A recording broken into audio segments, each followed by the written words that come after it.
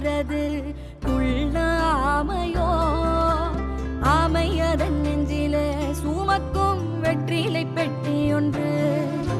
யார் கண்ணும் படாமலே பதுங்கும் ஓடத்தின் ஓரம் சென்று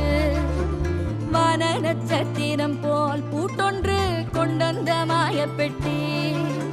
பூமியை போட்டிக் கொள்ளும் அளவு வெற்றிலை பற்றும் பெட்டி செல்லமே வாணி